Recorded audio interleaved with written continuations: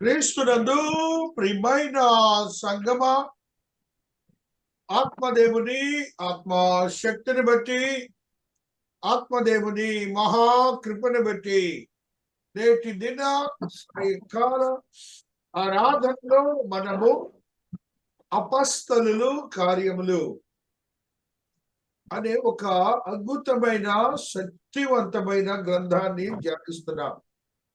క్రొత్త నిబంధనలో వెన్నెముక లాంటిది. అట్టి గ్రంథంలో ఉన్న సత్యాలను మనం నేటికి అనేకములైన వదలక ఆ గ్రంథంలో ఉన్నటువంటి ప్రతి మాటలను మనం ధ్యానిస్తున్న క్రమంలో మన ఆత్మీయులు ఎంతగానో మనం బలపరుచుకుంటూ వస్తున్నాం. మన పరిశుద్ధతను మనం అత్యంత పరిశుద్ధతలోనికి నడిపించుకొస్తున్నాం. మనం నిత్య జీవనకు వారసులు అవటానికి మన పరిశుద్ధాత్మ శక్తితో నింపబడిన శరీరములు ఒక నూతనమైన ఆత్మతో నింపబడాలని, నూతనమైన రూపును రావాలని మన భావాలు అయిపోయినవి. అందుకనే మనము అనేక మందికి లేని యోగ్యతను కలిగి ఉండి అట్టి యోగ్యతలో స్థిరపరచబడి జీవిస్తూ మన వాక్యములను ధ్యానిస్తున్న క్రమంలో అపొస్తలుడైనటువంటి పౌలు భక్తుడు చేస్తున్నటువంటి పరిచర్యను మనం చూసాం. యేసు ఆత్మ ఆయనను అటు వెళ్ళనివ్వలేదు. యేసు ఆత్మ ఈ ప్రదేశాలన్నిటికీ వెళ్ళమంది.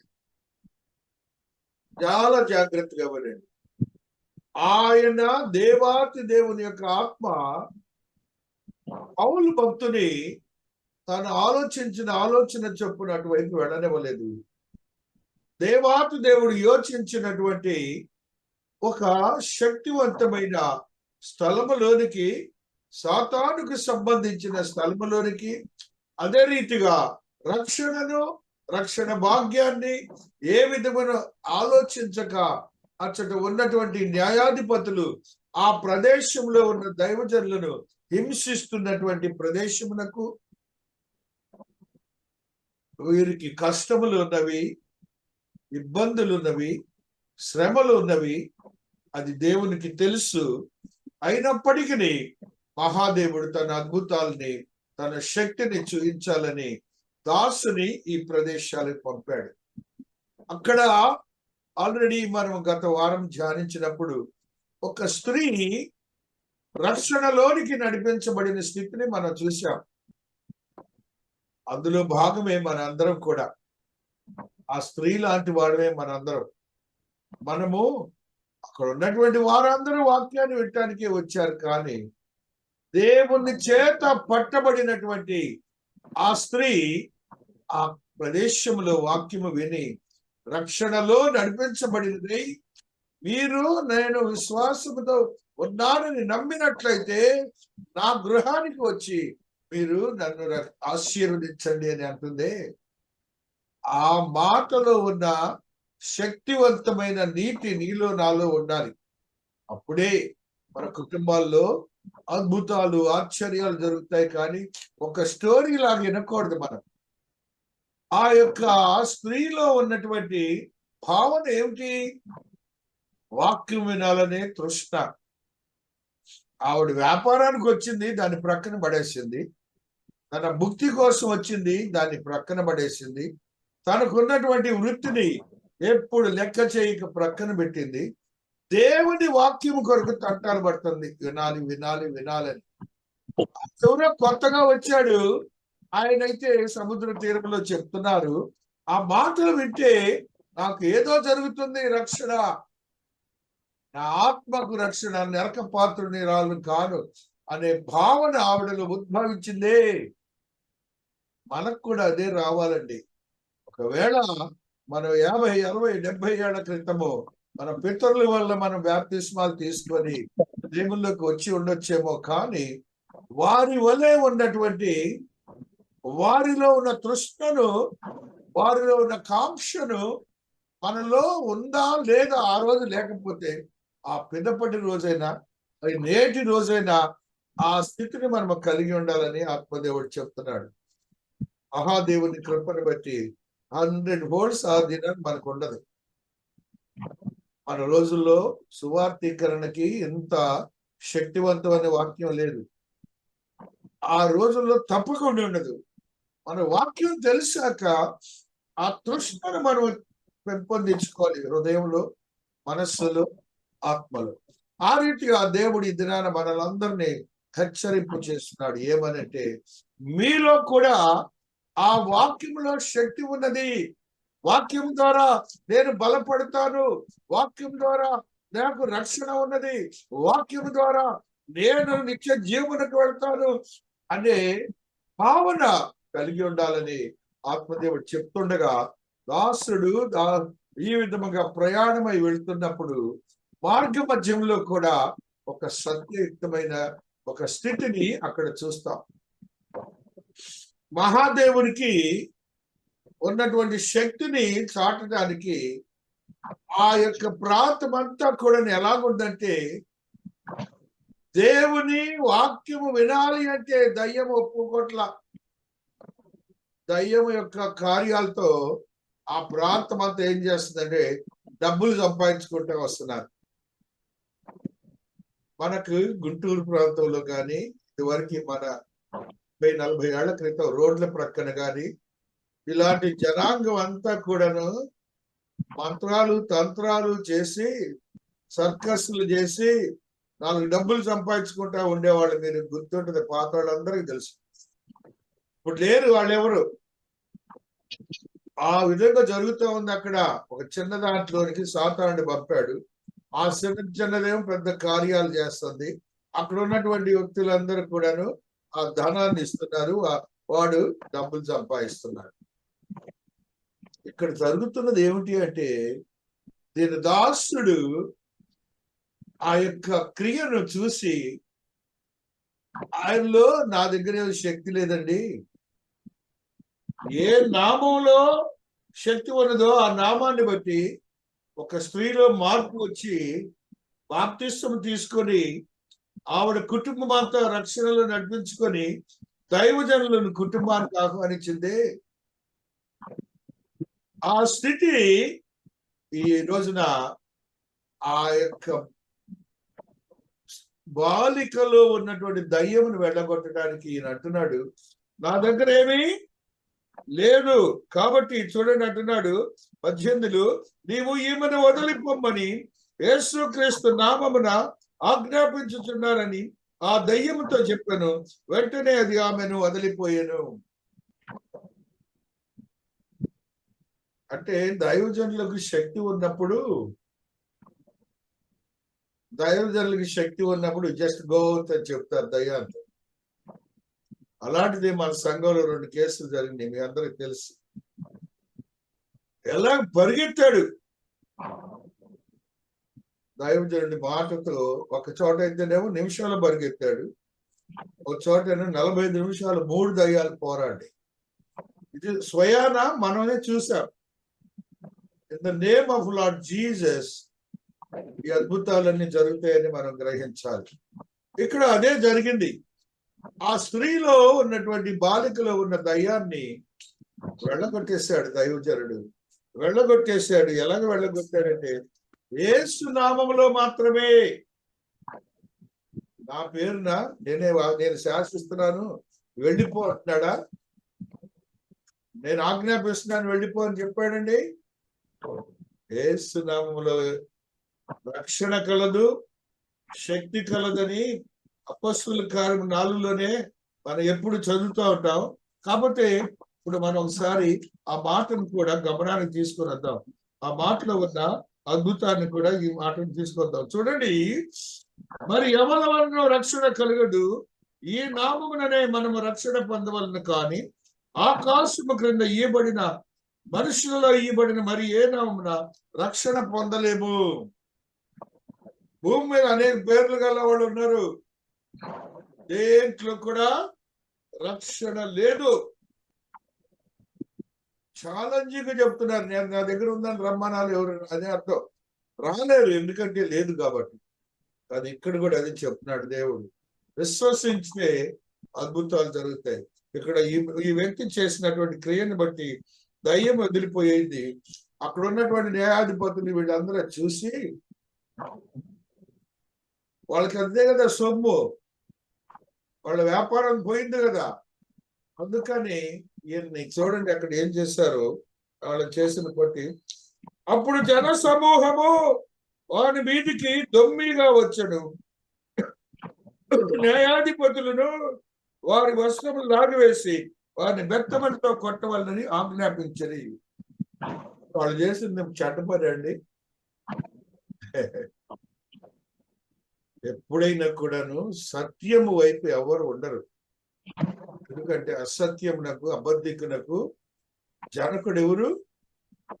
సాతానుడని మనం యోహాను సువార్తలో చూస్తాం, 1 యోహానులో చూస్తాం. కాబట్టి యేసయ్య చెప్తున్నారు, ఆ అబద్ధమునకు జనకుని సంబంధించిన జనాంగం ఎప్పుడు కూడా సత్యాన్ని ఎదురిస్తూనే ఉంటారు. ఆ ఎదురిస్తున్న క్రమంలో బెత్తములతో చితగ్గొట్టారు.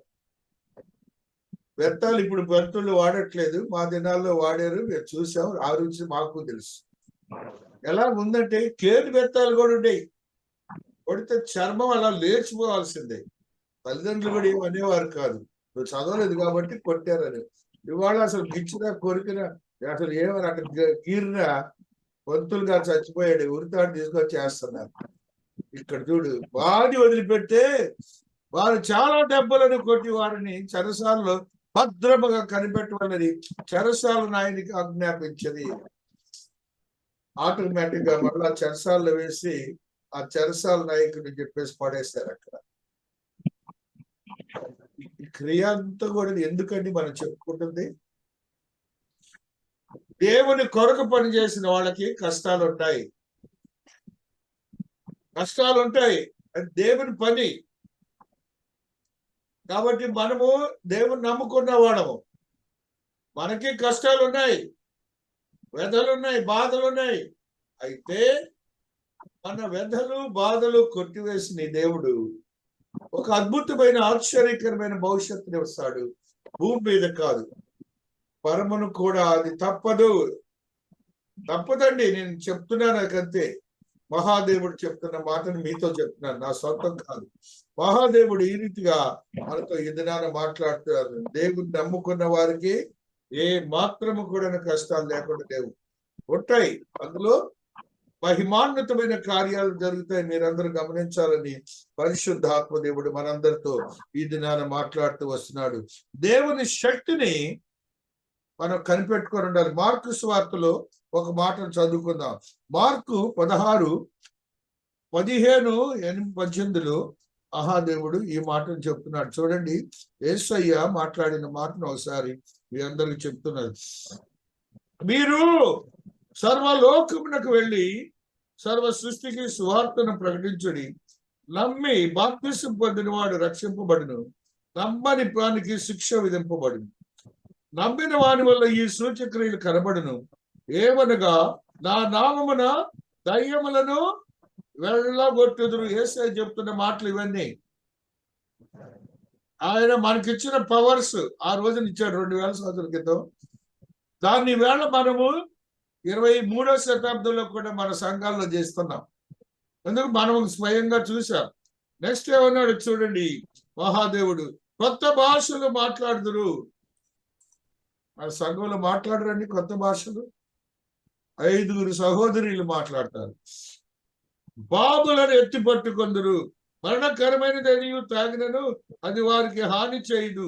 రోగుల మీద చేతులు ఉంచినప్పుడు వారు స్వస్థత నొందుదురని వారితో చెప్పాను. ఇవన్నీ మనం చేసామా లేదా? శ్రీనివాస్ కి నా చెయ్యి తగిలేగా చచ్చినాడు, బతికాడు. చంటి భర్తకి చచ్చిపోయాడని తీసుకెళ్ళడానికి వెళ్ళాను. ప్రార్థన చేశాను ఎందుకైనా మంచిదని. నా చెయ్యి తగిలేక ధర్మం లేక కదిలితే డాక్టర్లు ఏమన్నారు? ఆ చెయ్యి తగలంగానే ఈజ్ మూవింగ్ అంటున్నారు. అప్పటి వరకు ఆ కథలు లేదని అర్థమేగా, చచ్చిపోయాడనే కదా. మడకి, మూతులకి, కళ్ళకి గుడ్డలు చుట్టారే, తీసుకెళ్ళండి అని మన శవాన్ని కట్టాం కదా. మహాదేవుడు అదే దీన్ని మనతో చేయించాడు కదా. ఈవేళ ఇందులో ఎన్ని మనం చేశాం? ఎవరి ద్వారా? దేవుని నామము ద్వారా చేశాం, మన సొంతం కాదండి. ఇది ఎందుకంటే నుంచి ఇవన్నీ మనం చేసామని చెప్పేది, మనము కూడా చూసాము ఈ అద్భుతాలు, మనము కూడా అనుభవించాము ఈ అద్భుతాలు. ఇది సత్యము. ఆయన గొప్ప దేవుడు. ఆయనలో ఉన్న క్రమము మనము ఎరిగినప్పుడు అద్భుతాలు చేయగలము. ఒక రోగం పోవాలంటే ఎన్ని లక్షలు కావాలి? మరణించినోడు గెలవాలంటే ఉందా? అసలు ఛాన్స్ ఉందా? లేదు. దయ్యాలను కొడితే డబ్బులు ఎంత కావాలి? దానికి లేవు. ఇక్కడ ఊరికినేగా. దేవుని క్రియలు ఉచితం, ఉచితం, ఉచితం, ఉచితముగా రక్షణ వస్తుంది. అది నమ్మాలండి. మనం అందరం కూడాను దేవుని శక్తిని నమ్మాలి, దేవుని క్రియలను నమ్మాలి. నమ్మినప్పుడు అది మన జీవితాల్లో చూస్తాం. అటువంటి రక్షణ భాగ్యములోనికి మనం వెళ్తున్నప్పుడు ఈ యొక్క చెరసాలలో ఉన్న బిడ్డలందరూ కూడా ఏం చేశారంటే, ఈ చెరసాలలో వాళ్ళు చేయగలిగింది ఏం లేదు. పాటలు పాడతాం, కేకలు పెట్టి పాటలు పాడతాం, దేవుని మహింపరచడం. దేవుని మహింపరచడమే వాళ్ళు చేస్తున్నది. బేడీలు వేశారు. బేడీలు వేస్తున్న పోలీసు కూడా బేడీలు మర్చిపోయారు. బేడీలు చేతులకి కాళ్ళకి వేస్తే చైను ఏలాడుతుండేది. అయ్యి బేడీలు అంటే అవి వేస్తే ఇవాళ బేడీలు వేయటం మానేశారు. ఎందుకంటే ఊరుకోట్ల ఎవరు కోర్టులకు వెళ్తున్నారు మాట్లాడితే, ఎందుకు వేయాలా అన్నట్టుగా. అది చట్టం ఉంది, అయినా వాదించేవాడు వేరే వేరే విధంగా వాదిస్తున్నాడు. కాబట్టి క్రీస్తునందు ప్రియమైనటువంటి వాళ్ళరా, ఈ రీతిగా వారు ప్రార్థన చేస్తూనే ప్రేయర్ బేడీలు చేస్తుంటే ఆ ప్రార్థనలో సంగీతాలు ఏమైనా అంటే, ఒక దేవుడు ఏం చేశాడో తెలుసా? ఒక భూకంపాన్ని ఆ ప్రాంతంలో తీసుకొచ్చి ఆ యొక్క చెరసాల వారు ఏ ప్రాంతంలోనైతే ప్రార్థనలు చేస్తున్నారు అక్కడ వీళ్ళ బేడీలు తెగిపోయినాయి అంట. చెరసాల తలుపులు తాళాలు పోయినాయి అంట. చెరసాల నాయకుడు కాపలాలు వేసేవాడు జైలరు భయపడిపోయాట.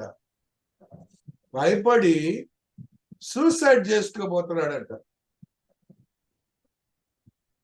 ఎమ్మటే పౌలు భక్తుడు, మేము ఇక్కడే ఉన్నాం, చచ్చిపోవద్దు, ఈ ఉద్యోగానికి ఏ ఇబ్బంది లేదు, మేము మాత్రం పారిపోలేదు, మేము ఇక్కడే ఉన్నామని అతనితో చెప్పాట. కాబట్టి అతను సూసైడ్ చేసుకోవటం మానేశాడు. నా ఉద్యోగం ఉందలేని నమ్మాడు. ఇక్కడ ఏం జరిగింది? దేవుని కార్యం. వారిలో ఉన్నటువంటి ఆ బానిసత్వ స్థితి నుంచి విడుదలయ్యారు. జైలు నుంచి, వాళ్ళ బంధకముల నుంచి విడుదలయ్యారు. అంత మాత్రమే కాకుండా జైలు అధికారి విడుదల చేయడానికి వీలైనటువంటి జైలు అధికారికి రక్షణ ఇచ్చాడు దేవుడు. జైలు అధికారికి రక్షణ ఇచ్చాడు. జైలు అధికారి దగ్గర రక్షణ ఎలా పొందాడు చూడండి. అతను 31వ వచనాన్ని చూసినప్పుడు 30లో, అయ్యలారా, రక్షణ పొందుటకు నేనేమి చేయవలను? అందుకు వారు, ప్రభు అయిన యేసుక్రీస్తు విశ్వాసం ఉంచవు, అప్పుడు నీవును నీ ఇంటి వారును రక్షణ పొందుదురని చెప్పి. అదే కదా బాప్తిసం తీసుకున్న రోజు మనోళ్ళందరూ, నేను అందరూ చెప్పింది అదే కదండి. యేసుక్రీస్తు నామమున రక్షణ, నీకు బాప్తిస్మం ఇస్తున్నాను, నువ్వు నమ్ముతున్నావా? నమ్ముతున్నానని చెప్తారు కదా. నాతో నేను చెప్పేది దేవుడితో. ఇదే జరిగింది ఇక్కడ. ఆ రక్షణను గురించి వారు చెప్తున్నప్పుడు మత్తయి సువార్తలో ఒక మాట చదువుకుందాం. 18వ అధ్యాయము 13వ వచనములు మహాదేవుడు ఈ మాటని మనకు తెలియజేస్తున్నాడు. 18:13లో ఉన్న సత్యాన్ని చదువుకుందాం.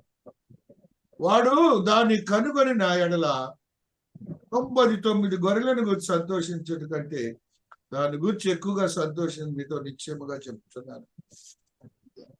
ఒక గొర్రె 100 గొర్రెలు అండి, ఒకటి మిస్ అయ్యింది. దాని గురించి వెతుకుతున్నాడు. వెతికితే 99 అక్కడ పెట్టి అది దొరకగానే ఎంతో సంతోషించాడు. నీ రక్షణ కూడా అంతే. మన బాప్తిసం పొందిన రోజు లేదు, దేవదూతలట పైన యెహోవా దేవుని ఎదుట వీళ్ళు రక్షణ పొందారు. ఇవాళ బాప్తిస్మాలు తీసుకుంటున్నారు దేవా అని చెప్పి భలే సంతోషిస్తారు. అందులో ఎక్కడుందండి అంత సంతోషం అనగా, మనందరం గ్రహించలేనిది ఏంటంటే, మనకే ఇక్కడ బాగా సింపుల్ గా కనపడింది, కానీ దేవుని దృష్టిలో మానవుని యొక్క ఆత్మ నరకం వెళ్ళటానికి ఇష్టం లేదు. నరకం వెళ్ళటం ఒక్కటి దొరికితే చాలు అన్నట్టుగా ఇన్ని లక్షల కోట్ల జనాంగాలు మనం కూడా ఒకళ్ళైపోతున్నాం.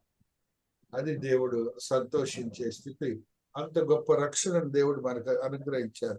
అలాగనే లూకాలో కూడా ఒక మాట చదువుకుందాం. 19వ అధ్యాయంలో ఉన్న ఒక సత్యాన్ని చదువుదాం.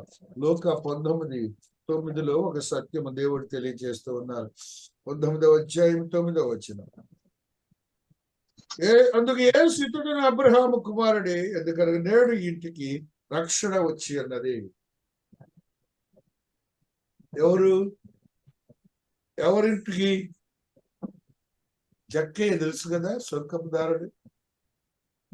సుంకముదారుడు అంటే మీ అందరికి తెలుసు ఎలాంటి వాడంటే ట్యాక్స్ కలెక్టర్లు అంటారు. ట్యాక్స్ కలెక్టర్లకి అంటే ఆన్లైన్ లో వచ్చి మున్సిపాలిటీ వాళ్ళు ట్యాక్సులు కట్ చేయట్లేదు, కానీ పూర్వం ఇళ్ళకి వచ్చేవారు ట్యాక్స్ కలెక్టర్స్. ఇప్పుడు ఏముంది, ఆన్లైన్ లో కట్టేస్తుందో అయిపోతుంది. ట్యాక్స్ కలెక్టర్ కి ఆ దినాల్లో అదర్ ఇన్కమ్ కూడా ఉంటది.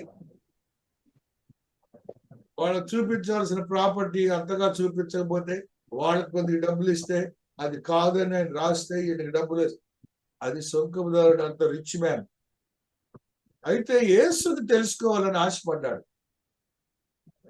యేసుని తెలుసుకోవాలని ఆశపడితే ఆ బిడ్డ జక్కయ్య అనే వారికి ఒక కాంక్ష కలిగింది యేసుని చూడాలని. ధనవంతుడు, ఏంటి ఆయన ఎందుకు రక్షణ అంటున్నాడట, ఆయన చూద్దామని చెప్పేసి ఆ భక్తుడి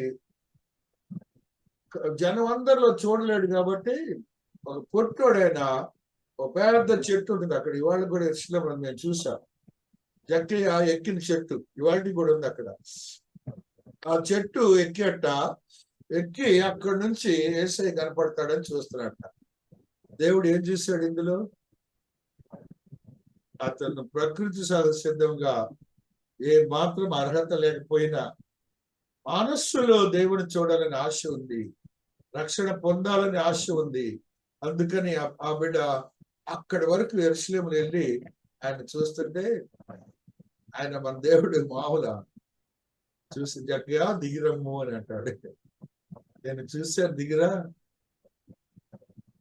ఎంత గొప్ప స్థితి అంటే అది. ఆయన చూడలేదు, నేను ఎంత ఎక్కినా కూడా నేను అనుకున్నాడా? అయితే ఆ దినమున ఆయన రక్షణ పొందుతాడు. అందుకని యేసయ్య అంటున్నాడు, ఆయన రక్షణ గురించి అంటున్నాడు ఇక్కడ ఒక అద్భుతమైన శక్తివంతమైన మాటని. ఇతడును అబ్రహాము కుమారుడే, ఎందుకనగా నేడు ఈ ఇంటికి రక్షణ వచ్చి అన్నది. ఇంటికి మళ్ళీ మనుషులు అక్కడికే కాదు, యజమానుడు విశ్వసించి ఆ చెట్టు ప్రాకులాడి ఆ చెట్టు ఎలా దిగాడని అక్కడ చూస్తే ఆ చెట్టు ఇంతలా ఉంటది, దాన్ని సారి దిగాడంటే తొందరగా. ముఖం చిట్లిపోయినా శరీరం చిట్లిపోయినా లెక్క చేయలేదంట. ఆ రీతిగా అతను రక్షణ కష్టపడ్డాడు. అతను రక్షణ ఎంత కష్టపడ్డాడు మనం వాస్తవంగా చూస్తున్నాం.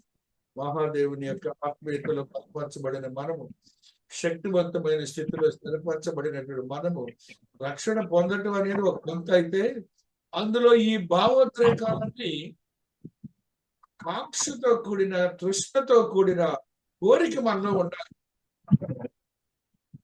రోజు లేకపోయినా నేడైనా మనం దాన్ని కలిగి ఉండడానికి ప్రయత్నం చేయాలి. వాక్యం ద్వారా మహాదేవుడు ఇది అందరితో మాట్లాడుతున్నాడు. ఆ రక్షణలో ఆ బిడ్డకు ఇచ్చినటువంటి రక్షణ దేవుడు చెప్తున్నాడు. మనకి వాళ్ళ స్టోరీలు కానీ అతనంట ధర్మశాస్త్రానుసారం లేవీలో సంఖ్యాకాండంలో ఏదైతే ఉందో ఆ సంఖ్యాకాండ దేవుడిలో ఆయా డబ్బులన్నీ ఎవరికి ఇవ్వాల్సి వచ్చిన ఆ రీతికి ఇస్తాడట. ఇస్తే చివరికి అతని దగ్గర ఒక్క పైసా ఉంటుందంట. ఆ లెక్కలు వేస్తాను నేను, అది చెప్పాల్సిన చెప్తా మీతో. ఆ లెక్కలన్నీ వేస్తే 0 అంటే ధర్మశాస్త్రాన్ని ఫాలో అవుతున్నాడు అని అర్థమే. అయినా దేవుని చూడాలి యేసయ్యననే భావంతో ఆయన ఆ పని చేశాడు. ఆ ఇంటికి రక్షణ వచ్చిందని, అదే కాకుండా బిడ్డలకు కూడా రక్షణ గురించి మాట్లాడే స్థితిని మనం అక్కడ చూస్తూ వస్తున్నాం. మరి యొక్క మాటని మనం చదువుకుంటూ వస్తున్నాం. ఎఫెసీ 2:8 ఒక మాట చదువుతాం.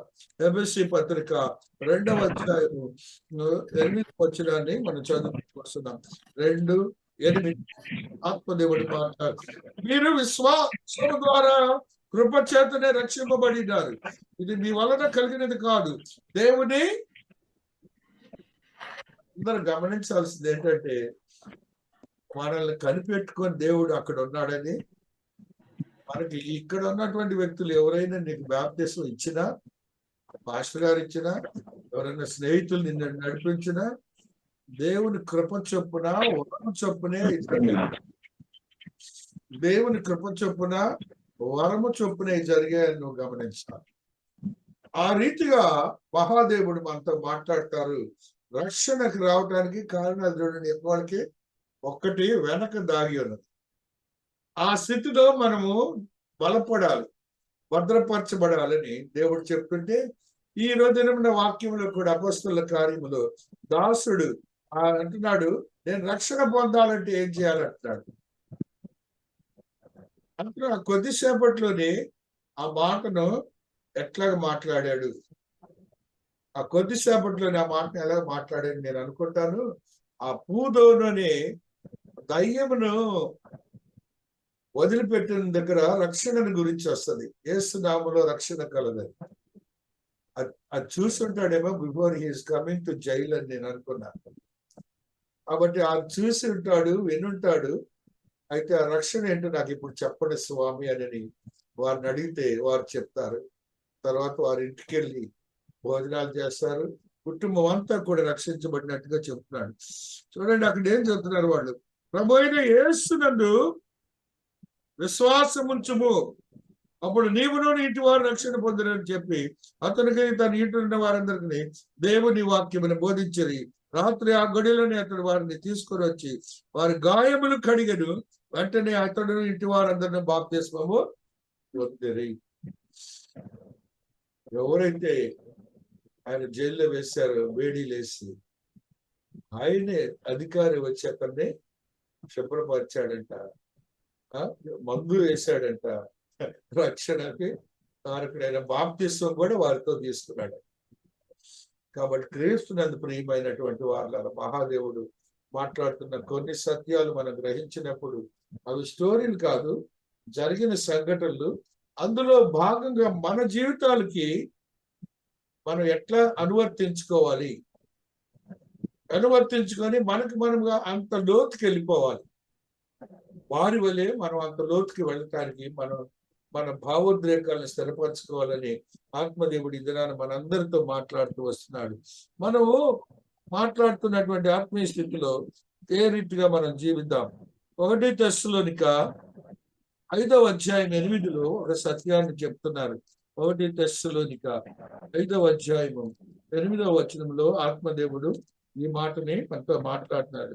మనము పగటి వారమై ఉన్నాము కనుక భక్తులమై ఉండక విశ్వాస ప్రేమలను కవచము, రక్షణ నిరీక్షణ శిరస్త్రాణమును ధరించుకుందుము. విశ్వాసంలో స్థిరపడతాం, రక్షణను పొందుకుంటాం. ఇన్ అడిషన్ టు దట్ మనం కంటిన్యూ చేయాల్సింది అంటిల్ రెండవ రాకడ వరకు, భూమి మీద నువ్వు వదిలేంత వరకు ఏమేం కావాలంటాడండి. మనము పగటి వారమై ఉన్నాము కనుక భక్తులమై ఉండక. అంటే రాత్రి జామున మానవుడు ఎలాగుంటాడండి? నిద్ర కొరకు ఆపేక్షిస్తాడా? నిద్ర అనేది వాడు కావాలన్నా వద్దన్నా వస్తూనే ఉంటది అని ఏమంటాడు చూడండి. అప్పుడు భక్తులమై ఉండక అనగా పగలు ఎలాగైతే మనం హుషారుగా తిరుగుతామో అలాగన మనం రక్షణ పొందిన వాళ్ళందరూ ఎలాగ ఉండాలంట చూడండి. విశ్వాసము ప్రేమను కవచము. దేవుని ఎందు విశ్వాసము, దేవుని ప్రేమించుట, ఆ రెండో చేయట్లే మనం. ఆయన ఎందుకు విశ్వాసంతున్నా దేవుని ప్రేమించట్లేదండి. అందులో ప్రేమలో ఎప్పుడైనా సాక్రిఫైస్ ఉంది. మనందరికి తెలుసు, ఇద్దరు యవనస్తులు ప్రేమించుకున్నప్పుడు ఎంత సాక్రిఫైసింగ్ గా దొంగగా తిరుగుతారో మనందరికి తెలుసు. ఆ ప్రేమలో ఒక్కసారి వాళ్ళు ఎక్కడికో వెళ్ళిపోతారు. అది ఏమైందో మనకి తెలియదు. అంత సాక్రిఫైసింగ్ బ్రెయిన్ ఉంటుంది. అందుకు చెప్తున్న ఆ విషయాన్ని. కాబట్టి మనలో దేవుని ప్రేమించే స్థితి, దాన్ని ఏమంటున్నాడంటే కవచము అంటున్నాడు. విశ్వాసము, దేవుని ప్రేమ. నిన్ను చూడగానే ఎలాగుండాలి? దేవుని యందు విశ్వాసం కనపడాలా, దేవుని ప్రేమించే స్థితి నీలో కనపడాలి. ఆ రెండు ఉంటే నీ భావోద్రేకాలు, నీ మాట తీరు వేరుగా ఉంటుంది. సొసైటీలో 100 వోల్ట్స్ వేరుగా ఉంటుందండి. నేను చెప్తున్నాను. ఆ రెండుని కలిగి ఉండాలి. ఆ కవచం తగిలించుకొని తిరగాలి. మనిషిని చూడగానే కవచం కదా కనపడుతుంది, అలాగే ఈ రెండు కూడా కనపడాలి. అలాగా రెండో చూడండి ఏమంటున్నాడు, రక్షణ నిరీక్షణను చిరస్థానమును ధరించుకోవడము. అలాగే టోపీ పెడతాం కదా చలికాలం, పోలీసు వాడు ఎలాగ పెడతాడు అది వేరే విషయం, మిలిటరీ వాడు ఎలాగ పెడతాడు వేరే విషయం, బుల్లెట్ మీద వెళ్ళేవాడు, మోటార్ సైకిల్ మీద వెళ్ళేవాడు హెల్మెట్ పెట్టుకుంటాడు వేరే విషయం. దేనికి ఇవన్నీ పెట్టేది? దేనికి పెడతారు? కాపుదల కోసం, కాపాడటం కోసం, నిన్ను నువ్వు కాపాడుకోవటం కోసం. ఉన్నటువంటి ఏ వాతావరణం అయితే ఉందో నిన్ను విరోధంగా ఉండకుండా చేయటానికి సహజంగా ఈ లోకంలో జరిగాయి. ఇక్కడ ఈయనేమంటున్నాడు చూడండి, రక్షణ నిరీక్షణను శిరస్థానము ధరించుకుందాము. రక్షణ నిరీక్షణ అంటే తలకి టోపీ ఎలాగ పెట్టుకున్నాము, రక్షణ నిరీక్షణ అనే శిరస్థానం నీలో ఉంటే నీకేముంటుంది? రేపు నరకం లేదు, నాకు నిత్య జీవం ఉందనే భావన రోజు ఉండాలి. టోపీ, కవచం, ఇది మన దగ్గర ఇప్పుడు ఇలాగ ఉండాలి. వాళ్ళేమో ఆ రోజున బాప్తిసం పొందడానికి కారణాలు చూపించారు, మనం ఆల్రెడీ పొందేశాం. ఏది కంటిన్యూ చేయాలి? ఈ 3 విషయాల్లో. ఒకటేమో కవచము, రెండు వచ్చేసి శిరస్త్రాణము, టోపీ. వీటిని కలిగి ఉండి ఆయన కొరకు మనం జీవించే వారిగా ఉండాలని ఆత్మదేవుడు తెలియజేస్తూ ఉన్నాడు. హెబ్రీ పత్రిక 10వ అధ్యాయము 23లో కూడా ఒక సత్యాన్ని చదువుకుందాం. హీబ్రూస్ లో 10వ అధ్యాయము 23వ వచనాన్ని ఒకసారి మనం చదువుకుందాం. 10:23లో ఆత్మదేవుడు ఈ మాటను తెలియజేస్తున్నాడు. వాగ్దానం చేసిన వాడు నమ్మదగిన వాడు కనుక మన నిరీక్షణ విషయమై మనము ఒప్పుకొనినది నిశ్చలముగా పట్టుకొందుము. నీ దేవుడు వాగ్దానం చేసిన దేవుడు ఎటువంటి వాడంట? నమ్మదగిన వాడంట. అంటే మనలో డెవలప్ కావాల్సిన ఇవన్నీ కూడా ఆ నమ్మదగిన దేవుడు అని నువ్వు ఎప్పుడు కూడా అనుకోవాలి. అని ఏమనమంటున్నాడు? నీలో ఏముండాలంటున్నాడు? నిరీక్షణ విషయమై మనం ఒప్పుకొని నిశ్చయముగా పట్టుకొందము అని గట్టిగా ఆ విశ్వాస నిరీక్షణలు కనుక నువ్వు నమ్మితే వదలకూడదు. అంటే సమస్యలు లేని వ్యక్తి లేడు, అది కూడా మీ అందరికి చెప్తున్నాను. సమస్యలు అందుకే ఆయన అది ఇచ్చాడు. అసలు అన్ని కొట్టుకుపోతాయి, నిరీక్షణలో అన్ని కొట్టుకుపోతాయి. ఆ ఒప్పందంతో కూడిన స్థితి నీలో డెవలప్ కావాలని ఆత్మదేవుడు మనతో మాట్లాడతాడు. 1 తిమోతి 2:15లో ఒక సత్యాన్ని చదువుతాం. 1 తిమోతి 2:15లో మహాదేవుడు ఈ మాటను తెలియజేస్తున్నాడు. 2వ అధ్యాయం 15వ వచనం. అయినను వారు స్వస్థ బుద్ధి కలిగి విశ్వాస, ప్రేమ, పరిశుద్ధత యందు నిలుకడగా ఉండినెడల శిశు ప్రసూతి ద్వారా ఆమె రక్షింపబడును. ఎందుకండి శిశు ప్రసూతి ద్వారా ఆమె రక్షింపబడు అంటాడు?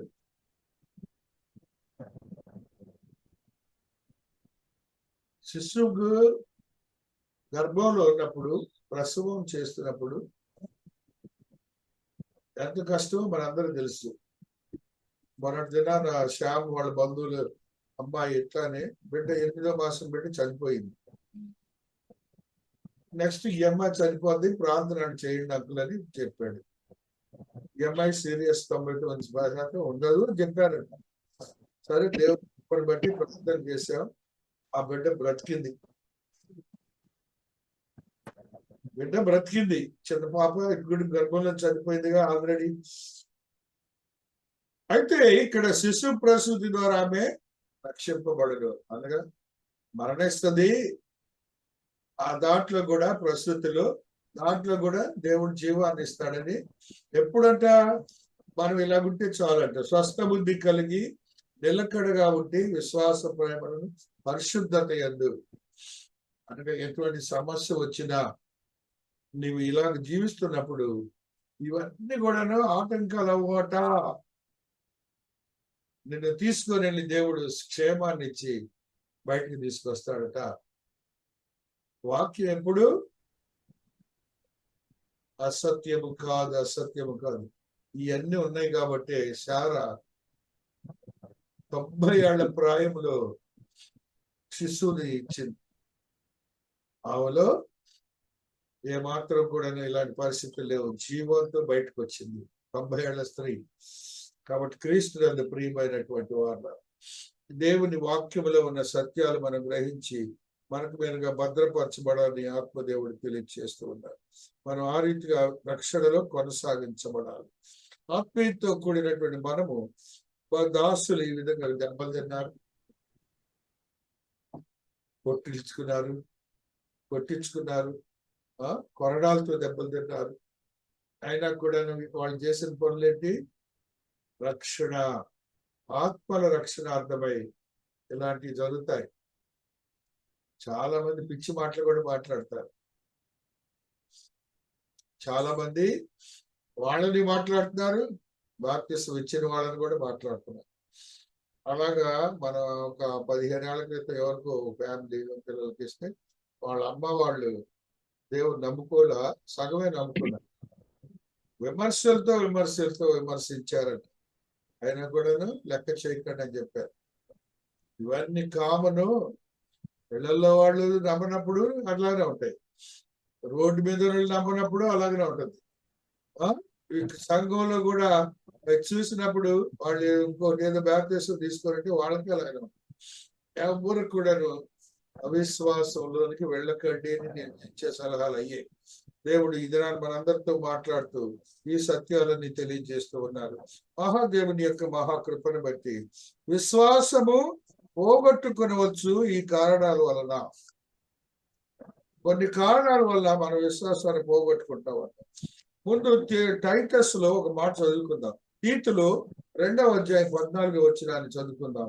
2:14 తీతులు ఉన్న ఈ సత్యాన్ని చదువుకుంటూ ఆయన సమస్తమైన దుర్నీతి నుండి మనలను విమోచించి సత్క్రియలందు ఆసక్తి గల ప్రజలను తన కోసము పవిత్రపరచుకొని తన సొత్తుగా చేసుకున్నటకు తను తానే మన కొరకు అర్పించుకొనెను. సత్క్రియలందు ఆసక్తి గల ప్రజలను తన కోసము పవిత్రపరచుకొని. జనం బాప్తిసం తీసుకున్న వాళ్ళందరూ గుర్తించాలి. అందరం అన్యులమేగా, అందరం అన్యులే కాదు. ముందు వెనకలు మనం ఎటువంటి వాళ్ళని మనం అటువంటి వాళ్ళం అంటే దేవుని దృష్టిలో చూడండి. ఒకసారి అందరూ దేవునికి స్తోత్రాలు చెప్పాలి. ఆయన సమస్తమైన దుర్నీతులని మనల్ని విమర్శించి సత్క్రియలందు ఆసక్తి గల ప్రజలను తన కోసరము పవిత్రపరచుకొని, ఆయన కోసరం ఏంటంటే మనల్ని పవిత్రపరచుకొని, జాగ్రత్త వినండి, తన సొత్తుగా చేసుకునేటకు తను తానే మన కొరకు అర్పించుకోలేను. ఏంటి స్తోత్రాలు చెప్పండి. ఇందులో ఎంత దాగి ఉండదండి మన బాప్తిస్మాలని. కానీ మమ్మల్ని అయితే మా నాన్నగారు 18 ఏళ్ళు నిండిని వాళ్ళ రూల్స్ ప్రకారం ఉంటారుగా. నన్ను మా రెండో అన్నయ్యని తెల్ల బట్టలు గుట్టించాడు, 2 జతలు గుట్టించి రాంపట్నం తీసుకెళ్ళాడు. రాంపట్నం, నెల్లూరు జిల్లా. ఆ దినాల్లో నెల్లూరు జిల్లా తీసుకెళ్ళి అదేంటి బ్యాప్టిస్ట్ సెమినరీ అని, అందులో పెద్ద తొట్టి ఉంటది. ఆ తొట్టిలో ఎవరిచ్చారు అది మాకు బ్యాప్టిస్మం? మా నాన్నగారి భక్తుడు చెప్తున్నా మీరు. ఆ బాప్టిస్ట్ ఇచ్చింది వాళ్ళ మేనమామ ప్రొఫెసర్ అక్కడ థియాలజీలో, ప్రిన్సిపాల్ దానికి. మా నాన్నగారు వాళ్ళ మేనమామ ఆయన. వంతాస్ మోజెస్, బిఆర్ మోజెస్ గారు అంటారు ఆయన్ని. వంతాస్ శామ్యుల్ అని నీ ఘనము ప్రభు యేసు కీర్తనలు వాళ్ళ అన్నయ్య ఆయన.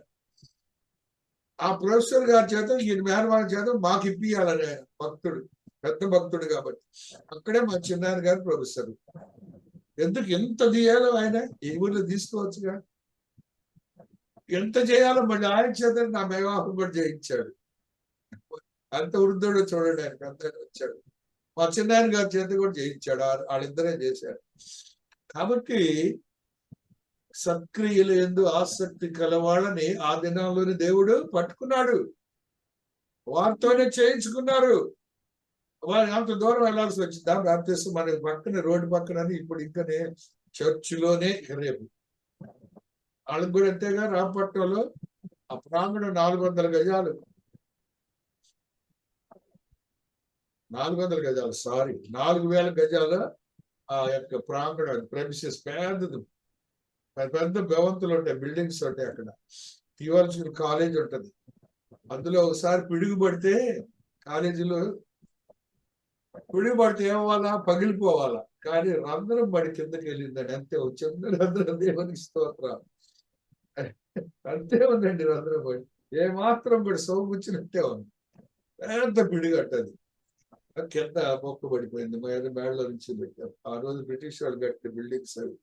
ఆ రీతిగా తన సొత్తుగా చేసుకోవడానికి వాళ్ళకి ఎవరికైతే మన పేరెంట్స్ ఆ విధంగా భావనలు ఉన్నాయో వాళ్ళు ఆ రీతిగా మనల్ని చేశారని మనకు గుర్తించాలి. ఏ విషయంలోనూ వాళ్ళు మన వెనకాడక మనం అటువంటి అప్పుడు మన యొక్క భావన ఏంటి? దేవుని యందు సత్క్రియలు గల ఆసక్తి గల బిడ్డలు వాళ్ళు మనం అని మనం గుర్తించాలని ఆత్మదేవుడు చెప్తున్నారు. కాబట్టి మనం నీరు లేని విశ్వాసము లేనటువంటి వారికి విశ్వాసం పోగొట్టుకుని వచ్చను ఈ కారణం వలనని చెప్తున్నాడు. లూకాసు వార్త 8వ అధ్యాయం 13వ వచనంలో ఆయన మాట్లాడుతున్న ఈ సత్యాన్ని, నీ విశ్వాసాన్ని పోగొట్టుకోవద్దు, నీవు విశ్వాసంలోనే స్థిరపరచబడని ఆత్మదేవుడు మనతో మాట్లాడుతున్నాడు. 8వ అధ్యాయం 13లో ఆత్మదేవుడు ఈ సత్యాన్ని మనతో మాట్లాడుతూ వస్తున్నాడు. 8వ అధ్యాయము 13వ వచనంలో ఆత్మదేవుడు ఈ మాట నీతో నాతో మాట్లాడుతున్నారు. రాత్రి నేల నుండి వారు ఎవరనగా, అందరూ వినండి, రాత్రి నేల నుండి వారు ఎవరనగా, రాత్రి నేలలో ఉండేవాళ్ళు ఎవరంటే వినినప్పుడు వాక్యం సంతోషముగా అంగీకరించేవారు, కానీ వారికి వేరు లేదని కొంచెం కాలం నమ్మి శోధన కాలం తొలగిపోవుదురు. ఇప్పుడు చప్పట్లు కూడా కొడతారు వాక్యం చెప్పేటప్పుడు. కొద్ది కష్టాలు రాగానే నమస్కారం పెట్టి పోదు. దేవుని దృష్టిలో నువ్వు ఉండవని గ్రహించరు. కాబట్టి దాన్ని గ్రహించి మీరు భూమి మీద ఉండే విత్తనాలు ఏమవుతారు, రాతి మీద ఉండే విత్తనాలు ఉండకూడదు. 1 తిమోతి 1:19 మన అసలు మెయిన్ది చెప్తున్నాడు. మనం బలహీనం ఎందుకు పోతామంటే 1 తిమోతి 1:19 ఈ మాటని చదవాలి, చదువుకొని మనం గ్రహించాలి. చూడండి, అట్టి మనస్సాక్షిని కొందరు త్రోసివేసి విశ్వాస విషయమై ఓడబద్దలైపోయిన వారి వలె ఉన్నారు. వారిలో హుమయూనైనను అలెగ్జాండర్ను ఉన్నారు. వీరు దూషింపబడకుండా శిక్షింపబడుటకై వీరిని సాతానునకు అప్పగించితని. ఈయన చేయలేదట, సాతానుడు పట్టుకున్నాడు. విశ్వాసం నుంచి బాగానే ఉంది, విశ్వాసం నుంచి బయటికి వెళ్ళిపోగానే వాళ్ళు ముఖ్యమైన వాళ్ళు ఎవరు చేసి ఎమ్మటే ఏం జరిగిందట, సాతానుడు రెడీగా ఉంటాడు. వాడు పట్టుకుంటే ఇక మనం ఈ శోధనలు కాదు, జన్మకి బయటికి రాదు. 4:1 కూడా చదువు. దేవుడు చెబుతున్నాడు, అయితే కడవరి దినములో కొందరు అబద్ధికులు వేషధారణ వల్ల మోసపరచు ఆత్మల యందు దయ్యముల బోధ యందు లక్ష్యముంచి విశ్వాస భ్రష్టులగుదురని ఆత్మ తేటగా చెప్పుచున్నాడు. ఇప్పుడు జరుగుతుంది అదేనండి, విశ్వాసంలో పడిపోయారు. ఇదే జరుగుతుంది. విశ్వాస భ్రష్టులు ఆత్మల యందును మోసపరచు ఆత్మల యందును దయ్యముల బోధ యందు లక్ష్యముంచి. మోసపురుషు ఆత్మలు, దయ్యముల అంటే దయ్యముల బోధలు అంటే ఏంటండి? వాక్యానుసారం వాక్యం ఉండదు. దయ్యాలు ఎలా చెబుతాయి? దేవుడి గురించి మాట్లాడావు కదా, తన సొంత బాడీలో వెళ్ళిపోతారు, వెళ్ళి భయపెట్టే మాటలతో వాళ్ళని స్థిరపరుస్తాయి. 5:12 కూడా ఒక మాట చదువుకోవాలి. అందులోనే 5వ అధ్యాయం 12వ వచనంలో ఓ సత్యాన్ని చదువుతాం. వారు యవనస్తులైన విధవరాండ్రుల లెక్కలో చేర్చవద్దు. వారు క్రీస్తునకు విరోధముగా నిరంకుశులైనప్పుడు తమ మొదటి విశ్వాసమును వదులుకొనినను తీర్పు పొందిన వారి పెండ్లాడగోరుతున్నారు. వృద్ధాప్యంలో ఉండి కూడా విశ్వాసంలో భ్రష్టులు అయిపోతారంట. భ్రష్టులు అయిపోయి ఏమడుగుతున్నారంటే వాళ్ళు చేసేది ఏంటంటే తీర్పు పొందిన వారై పెండ్లాడ గోరుదురు. కాబట్టి వారి జీవితాన్ని భ్రష్టత్వంలో తీసుకెళ్తారట. అలాంటి విశ్వాసంలోకి వెళ్ళకండి. అంటే ఓవరాల్ గా ఏంటంటే ఆయన చెప్పేది, మరణించేంత వరకు దేవుని వదలకండి. 6:10 కూడా మాట చదువుకుందాం. 1 తిమోతిలో 6:10 ఈ మాటని, ఎందుకనగా ధనాపేక్ష సమస్తమున కీడునకు మూలము, కొందరు దానిని ఆశించి విశ్వాసం నుండి తొలగిపోయి నానా బాధలతో తమను తామే పొడుచుకోలేరు. ధనాపేక్ష, ఆశ, డబ్బులంటే ఆశ అనేది పెద్ద డేంజర్ అండి. విశ్వాసం పోవటానికి ఏ కారణాలు? ఆపేక్ష ఉండకూడదు, అవసరమే. ఆంక్ష ఉండొచ్చు, కానీ ఆపేక్ష అంటే దురాశకమే లెక్క. దానిలో లెవెల్లోకి వెళ్ళొద్దని దేవుడు మాట్లాడతాడు. 2 తిమోతి 2:18 కూడా ఒక మాటని మనం చదువుకుంటూ వస్తున్నాం. 2:18 కొరుకుడు పుండు పాకేసినట్లు వారి మాటలు ప్రాకులు, వారిలో బహుములైనను వినోతులు ఉన్నారు. వారు పునరుద్ధానం గతించిందని చెబుతూ సత్యముష్మై తప్పిపోయి కొందరు విశ్వాసమును చెప్పుచున్నారు. సత్యము బోధించకుండా చాలా మంది విశ్వాసాన్ని బలహీనపరుస్తున్నారంటండి. వాక్యం చెప్పేటప్పుడు ఆ డౌట్ లోకి ఉండే వాక్యం చెప్పకూడదు. అదే ఇప్పుడు చెబుతున్నాడు. భ్రష్టత్వంలోకి వెళ్ళకూడదు. 3:48 కూడా 3:18 కూడా ఒక సత్యాన్ని చదువుకున్నాం. 3:8 ఈ మాటను చదువుకుంటూ వస్తున్నాం. ఎన్నేంబ్రి అని వారు మోషేను ఎదిరించినట్టు వీరిను చెడిన మనస్సు కలిగి విశ్వాస విషయంలో భ్రష్టులై సత్యమును ఎదిరించరు. ఎప్పుడు దేవుణ్ణి, దైవజనులను, సత్యవాక్యమును ఎదిరిస్తా ఉంటారు. ఎవరంటే వీళ్ళిద్దరు అన్నే అంబ్రే అనేవారు మోషేను ఎక్కడ ఎదిరించారు? అద్భుతాలు చేస్తాడు కదా పూర్వం ముందు మోషే భక్తుడు. అప్పుడు వీళ్ళిద్దరే వచ్చారు, మా దగ్గర ఉండే చూసుకోవాలి. చివరికి ఏమవుతారు? వాళ్ళు ఓడిపోతారు. కాబట్టి విశ్వాసంలో నువ్వు బయటకు రావాలంటే ఇలాంటివన్నీ మీరు వినొద్దు, వాటి జోలికే వెళ్ళకండి మీరు దయచేసి. అలాగే యూదాలో పత్రికలో 3వ వచనాన్ని చదువుకుందాం. యూదా పత్రికలో 3వ వచనాన్ని కూడా చదువుకుంటూ వస్తున్నాం. ప్రకటనకు ముందు ఉంటుంది, ఇలా చదవండి. ఆత్మదేవుడు మాట్లాడుతూ వస్తున్నాడు. యోధా 3. ప్రియులారా, మనకందరికీ కలిగాడు రక్షణను గురించి మీకు రాయవలని విశేషాసక్తి గలవాడని ప్రయత్నపడుచుండగా పరిశుద్ధులకు ఒక్కసారి అప్పగింపబడిన బోధ నిమిత్తము మీరు పోరాడవల్లని మిమ్మల్ని వేడుకొనిచ్చులకు మీకు రాయవలసి వచ్చిన దేవుడు చెప్తున్న మాటని. బోధ నిమిత్తము మీరు పోరాడవల్లని మిమ్మల్ని వేడుకొనిచ్చు. రక్షణ గురించి, రక్షణ బోధ కనీసం గంటని మనం చెప్పుకోకుండా ఉంటామండి వాక్యం. ఎందుకండి బోధ? ఆ రక్షణను పోగొట్టుకోకుండా ఉండటానికి. దానిలో ఈ బోధలో ఉండే వాక్యాలన్నీ బైబిల్లోగా. అందుకే కదండి వాక్యాన్ని మనం బోధించుకునేది. మన వల్ల కాదు, దైవజనుడి ద్వారా పరిశుద్ధాత్మ దేవుడు మాట్లాడతాడు. దాంట్లో నీ రక్షణ కొనసాగించే బోధలు దాన్ని వినవో పోగొట్టుకుంటావు. ప్రకటన 2:13 కూడా సత్యాన్ని చదువుతాం.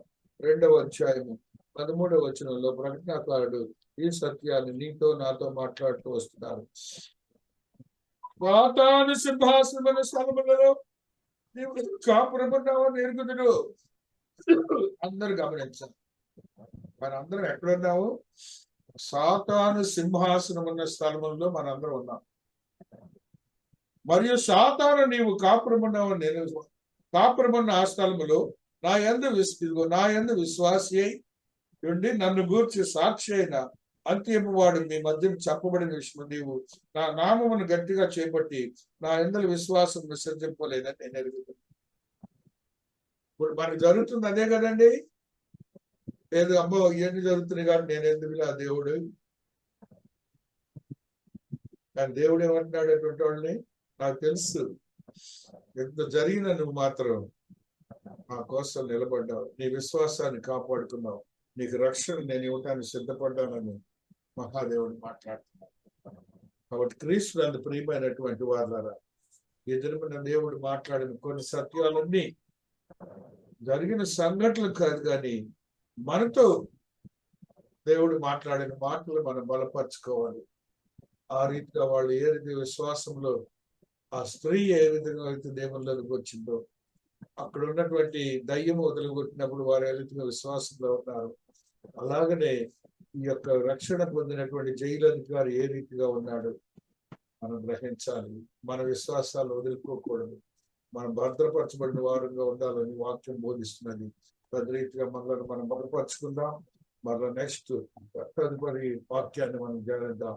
దేవుడి పరిశుద్ధ వాక్యం దీవించి ఆశీర్వదించుగాక. ఆమేన్.